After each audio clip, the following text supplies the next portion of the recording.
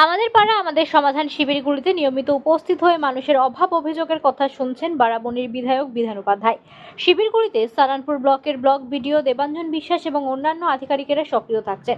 আজ ব্লকের আচরা প্রাথমিক বিদ্যালয় 92 এবং 93 নম্বর বুথ দুটিকে নিয়ে শিবির চলছে। অন্যদিকে 65, 66, 67 বুথ তিনটির বাসিন্দাদের জন্য রূপনারায়ণপুর প্রাথমিক বিদ্যালয়ে শিবির চলছে।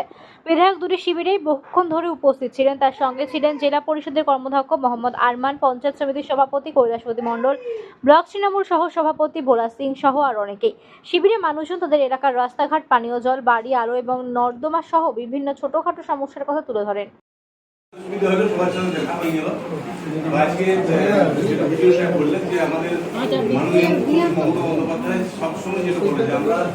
মানুষের সাথে আছি, মানুষের পাশে আছি, মানুষের যে কোনো কাজে আমরা। তো মুখ্যমন্ত্রী যেটা নতুন প্রকল্প হয়েছে, যেটা বললেন যে প্রতি বুথে 10 লক্ষ টাকা। দেখো আমাদের বড় রাস্তা, কলের লাইন, এগুলো তো আমরা নর্মালি যারা দেয় আমাদেরকে আমরা নিজেরা চেষ্টা করি করার।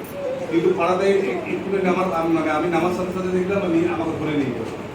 একদম বাড়ির ভেতর দিয়ে রাস্তা আছে, কিন্তু রাস্তাটা নাই, একদম খারাপে ভর্তি হচ্ছে। রাস্তাটা অলরেডি পঞ্চায়েত বুঝে ধরেছে, কিন্তু ধরলেও কাজটা করতে অনেক বেশি।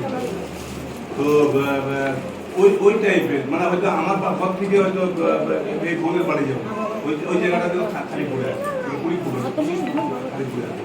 আমরা প্রচারে গেছি, আমরা যে কোনো টাইমে হয়তো কোন ছোট ছোট জায়গায় যে রাস্তা আছে বা তোমাদের হয়তো ধরো লাইট নাই, বা হয়তো ধরো কোনো টিউবওয়েল খারাপ হয়ে পড়ে আছে, বা আইসিডিএস সেন্টার খারাপ হয়ে পড়ে আছে, বা আমরা তোমাদের হয়তো কোনো ঘোষণা যে বা কমিউনিটি ছোট্ট কমিউনিটি হলের জন্য তোমাদের পাড়াতে আড্ডা এই কাজগুলাকে তোমরা নিজেরা দিবে। আমাদের সরকার যে সরকার মামাটি করছে, সরকার সেই সরকার কাজগুলাকে করবে। তো তোমরা নিজের থেকে নিজেদের পাড়ার নিজেদের ঘরের সামনে যে কাজটা তোমরা সবসময় দেখতে পাচ্ছি, এটা অসুবিধা হচ্ছে। আচ্ছা রাস্তাটা এখন পুরাই নেই।